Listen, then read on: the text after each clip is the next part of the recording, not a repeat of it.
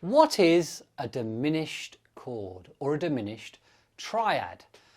Now this again is a 3-note chord, it's a triad, but diminished sounds a little bit different obviously than the major or minor type of chords that you might be used to hearing. Now let's think about the word diminished. Have you ever heard the word diminished before? Have you ever read a book where a witch's powers were diminished? Or where a king lost a battle and his reign or his authority was diminished? It means taken down a notch or made smaller. Diminished means smaller or lowered in this case, because we're used to taking 3 notes from a major scale, the first, the third and the fifth, and getting a major triad. We're used to lowering the third to get a minor third interval and a minor sounding chord. But what happens if we also lower the fifth? Let's take a look at the piano. Here we have a C major scale.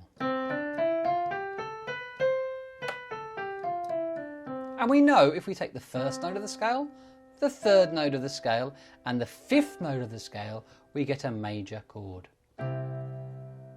If we lower the third, we get a minor chord. Simply because this one note has been lowered from a major third to a minor third interval. But a diminished chord occurs when we also lower the fifth, and we get this sound.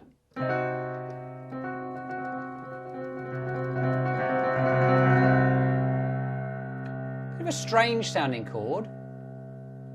There's a lot of tension in this chord. Doesn't sound like a chord you would use very often. You maybe straight away think it sounds like something you might hear in a school play if something's about to happen, or maybe in an old silent movie where they've got a piano player playing over the film. Maybe a bad guy is tying a girl to some railway tracks or something. That's the diminished sound. And you might think straight away that there's not much use for a chord that sounds like that. I can't imagine playing a song that goes.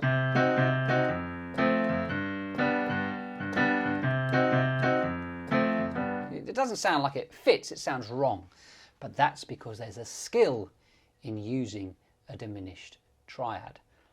Here's one way that you could use a diminished triad. They work well to link chords together. Let's imagine we were playing a C chord, and then a D minor chord, and then an E minor chord.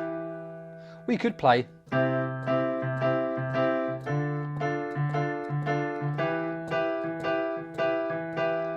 Or we could link it with a diminished chord.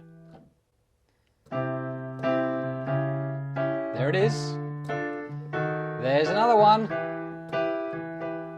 Did you hear that? Let's try that again. Diminished chord. Diminished chord. We could keep going.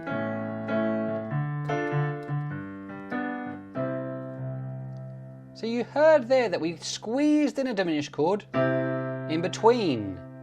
There it is. There's another one.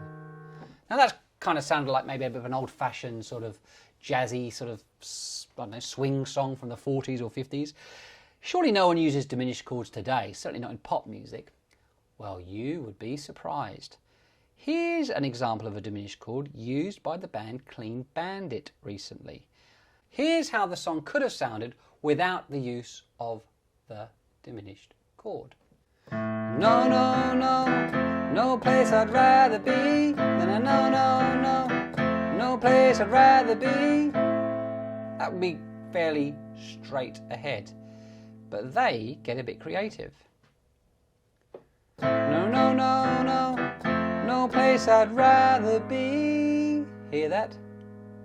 No, no, no, no, no place I'd diminished chord.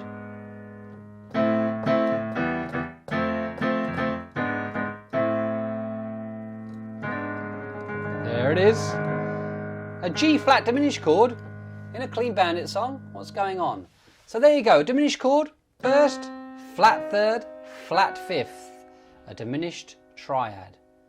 Very useful if you know where to use them. Keep working hard.